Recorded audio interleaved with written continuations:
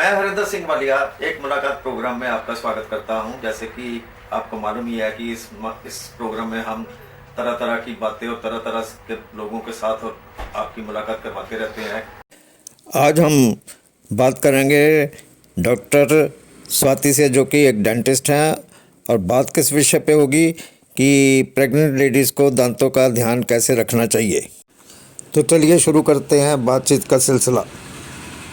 Mother जब pregnant है उस वक्त भी किसी तरीके की कोई प्रिकॉशंस या कैसे कुछ इस जो स्पेसिफिक डेंटल प्रॉब्लम्स के लिए हो, तो उसके बारे में देखिए, मदर ड्यूरिंग प्रेगनेंसी मदर का ओरल हेल्थ अच्छा होना ज़रूरी है, क्योंकि it has been seen and reported कि जो इन्फेक्शन मुंह में डेंटल प्रॉब्लम्स कॉज करते हैं वो प्री टर्म बर्थ यानी टाइम से पहले बर्थ में रिस्पॉन्सिबल होते हैं। अच्छा। जैसे मसूड़ों की प्रॉब्लम हुई, मसूड़ों की प्रॉब्लम से में जो बैक्टीरियाज, जो माइक्रो ऑर्गेनिज्म रिस्पॉन्सिबल हैं, उनको देखा गया है कि वो माइक्रो ऑर्गेनिज्म उन केसेस में प्रोफाउंड पाए गए जहाँ पर प्री टर्म बर्थ होते हैं।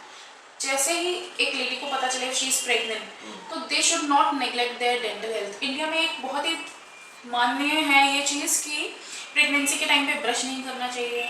You should not brush your teeth, you should not go to dentist and get your teeth scaled, but this is totally wrong. और इसके बाद जो नुकसान होता है it is that is then delayed. फिर हम उसका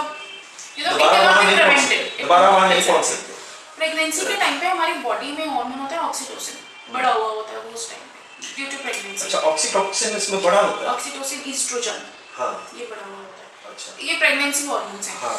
इसकी वजह से क्या होता है, हमारे गम्स ना स्वेल हो जाते हैं और ब्लीड करने लगते हैं। उस टाइम पे नॉर्मली ये टेंडेंसी होती है इंडियन पॉपुलेशन में, स्पेशली ये बोला जाता है कि ब्रशिंग नहीं करनी चाहिए, मसूड़े खराब हो जाएंगे, लेकिन it is a reversible condition. अच्छा। When your pregnancy will be over, the levels will fall back to their normal levels, automatically वो ठीक हो जाएगा। अच्छा। इसमें डेंटिस्ट का भी, डेंटिस्ट इसको ट्रीट नहीं कर सकता क्योंकि ये हार्मोनल प्रॉब्लम है।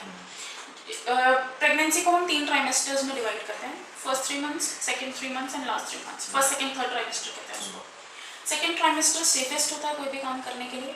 When you are pregnant you should visit your dentist for a checkup, so that during that period कोई ऐसा तो दांत नहीं है जिसमें हमें लगता है कि प्रॉब्लम बढ़ सकती है या आपको वो ड्यूरिंग 9 मंथ्स प्रॉब्लम आपके लिए क्रिएट करेगा, तो हम उसको पहले ही ट्रीट कर दें।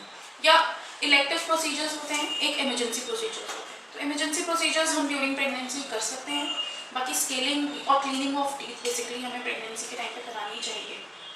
एक्सरेज भी, and if you are pregnant you should always tell your dentist that you are pregnant, because अगर डेंटिस्ट को पता नहीं है और हो सकता है कुछ प्रोसीजर ऐसा वो कर दे because of not knowing the condition, तो it can create troubles also.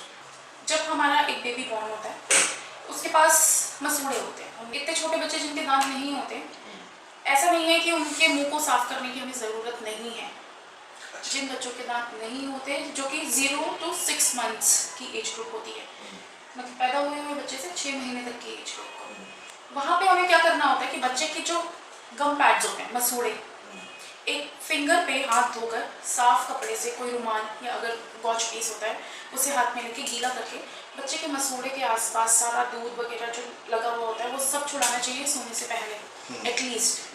अगर आप दिन में 2 बार, अदरवाइज जब बच्चा दूध पिए उसके बाद ये करना चाहिए। It is very important. अगर नहीं करते तो क्या होता है? अगर नहीं करते तो बच्चे में केरीज के रिस्क, जब उसका दांत निकलेगा तब बढ़ जाता है, प्लस उसके मसूड़ों में प्रॉब्लम हो सकती है।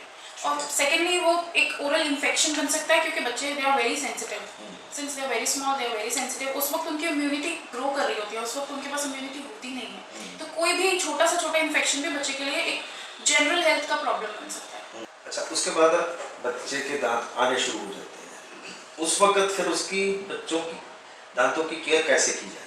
जब बच्चों के दांत आने शुरू हुए से 1 हुए 2 हुए, उसके बाद फिर क्या किया? 6 महीने की उम्र से हम देखते हैं कि बच्चे के दांत निकलने शुरू हो जाते हैं। ये टाइम होता है जब बच्चे का फर्स्ट डेंटल विजिट होना चाहिए। Okay. From the age of 6 months, या फिर जब उसका पहला दांत निकले तब, और उसके फर्स्ट बर्थडे से पहले। अगर बच्चे के दांत में कोई प्रॉब्लम नहीं भी है, कोई परेशानी नहीं है, सब कुछ ठीक ठाक नॉर्मल इरप्शन है, पेरेंट्स को लग रहा है कि कोई दिक्कत नहीं है, तो भी आपको बच्चे को डेंटिस्ट के पास लेना चाहिए। क्यों ले जाना चाहिए? एक तो ये देखने के लिए कि बच्चे का इरप्शन सीक्वेंसेस ओके और नॉट, क्या बच्चा सही टाइम पे इरप्शन आ रहा है उसका या नहीं। सेकेंडली कोई प्रॉब्लम डेवलप तो नहीं हो रही, और थर्डली कि बच्चा जैसे जैसे बड़ा हो उसको ये पता होना चाहिए कि dental health is also important. Dentist के पास जाना भी उतना ही ज़रूरी है जितना हमें एक वैक्सीनेशन या एक जनरल फिजिशियन या पीडियाट्रिशियन के पास जाना ज़रूरी है।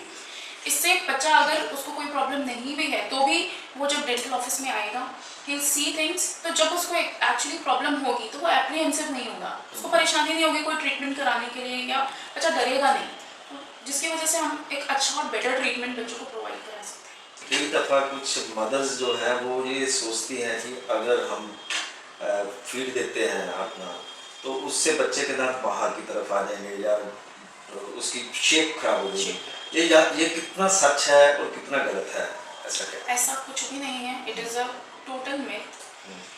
बच्चे के दांत किस तरीके के होंगे ये बच्चे की जीन्स डिसाइड करती हैं, it is genetically predetermined. Normally parents का जो जेनेटिक्स है वो बच्चा कैरी फॉरवर्ड करता है, और आप देखेंगे कि बच्चे के दांत लगभग पेरेंट्स में मदर या फादर किसी पे भी आपको मिलेंगे उनका ऑक्लूजन। तो इससे बच्चों के मसूड़े बने ही ऐसे हैं कि वो सब करेंगे, बच्चा खा नहीं सकता दांत, natural, this is natural, it can not be controlled either. ऐसे पीने से और बाकी प्रॉब्लम्स हो सकते हैं, पर एक मैल ऑक्लूजन ऐसी चीज है जो इट इज मोस्टली जेनेटिकली प्रीडिटर्मिन्ड। तो क्या इस मामले में कोई डाइट भी, स्पेसिफिक डाइट जो है दांतों के लिए कोई रिकमेंडेशन हो?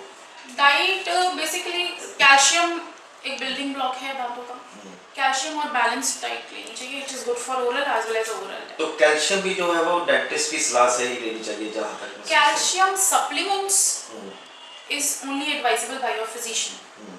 नॉर्मली हमारे जो दांत होते हैं उन पे जो कैल्शियम डिपोजिशन होता है वो हमारे ड्यूरिंग द बर्थ डिटरमिन्ड होता है। बच्चे के दांतों के जो बड्स होते हैं वो पहले ही बन चुके होते हैं, तो ऊपर से कैल्शियम पिलाने से या खिलाने से दांतों पे कुछ खास फर्क नहीं पड़ता। बोन्स पे जरूर पड़ता हो बिकॉज दे अब्सॉर्ब, दांतों पे भी पड़ता है but in a very less percentage.